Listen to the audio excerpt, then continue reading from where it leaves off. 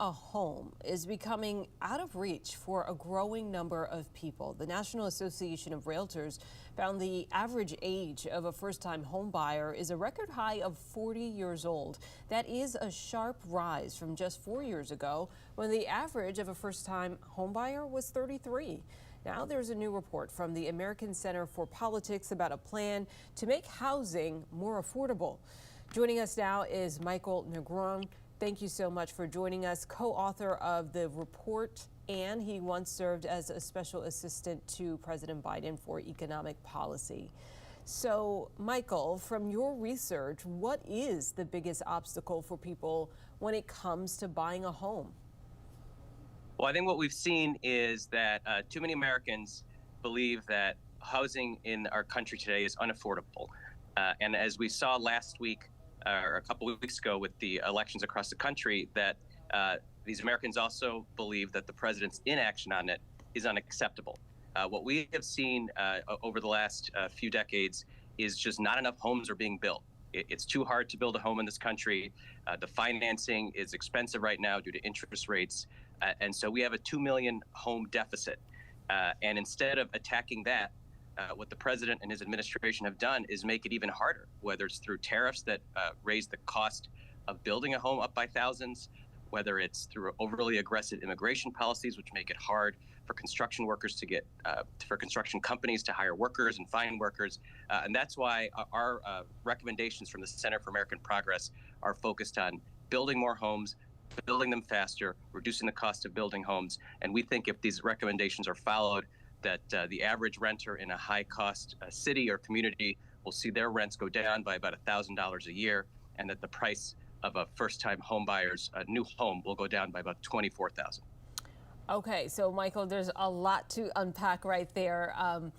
I think you did a great job in identifying the problem. Let's break down what some of the solutions are. You mentioned build more homes.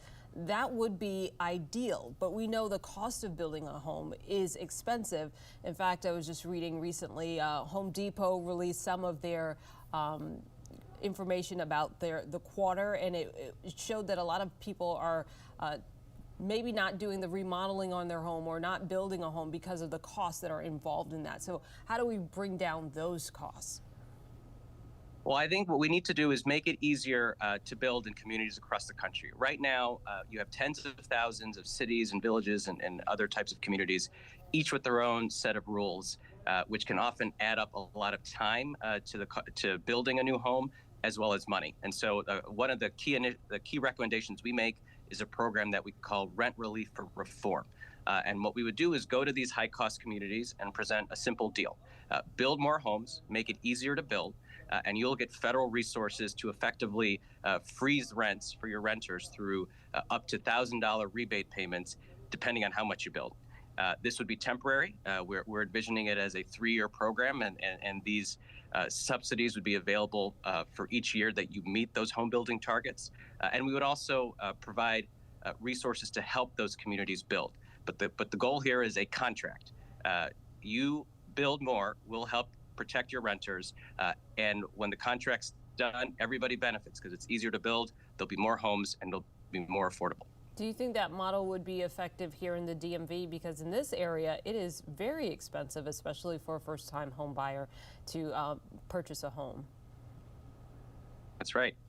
That's right. And another recommendation that we have is focused on increasing the number of factory-built homes. There are other countries that have done a good job of building more home components or homes in factories, which helps brings the costs down. You can ensure good quality, but we don't have much of an industry here in the United States. And so what we're proposing is essentially building an innovation lab that we call ARPA-Home, similar to the defense lab. It's called DARPA, that would invest in more cost-effective, more efficient, high-quality construction methods that the federal government can then scale up and bring across the country, that local governments, that developers could buy at a lower cost to just build homes faster and more cheaply.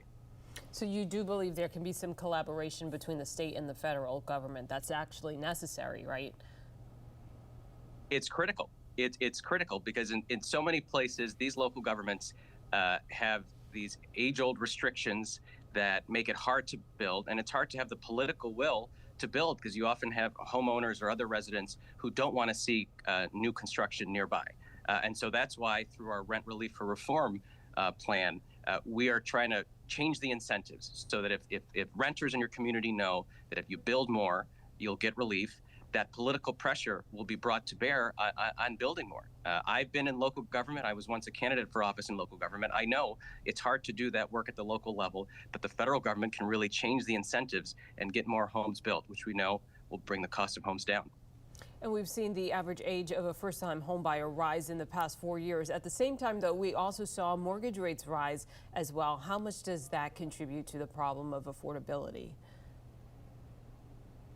Well, it's a major driver. Interest rates being a little over 6% now compared to a third of that almost just a few years ago. Has a big impact not only on the cost of a home, but on the willingness of existing homeowners to sell, which would unlock some inventory for people.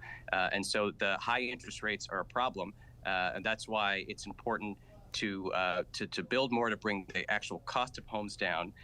And there are ideas that the Trump administration is thinking about that could actually make mortgage rates higher. They've been talking about essentially bringing private investors into Fannie and Freddie. And we know that bringing private investors into Fannie and Freddie would actually drive mortgage rates up because they'll demand a higher rate of return.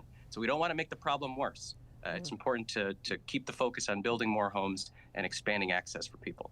This is going to be an ongoing conversation for years to come because, as you pointed out, we are millions in the hole in terms of needing more homes for those who would like to purchase.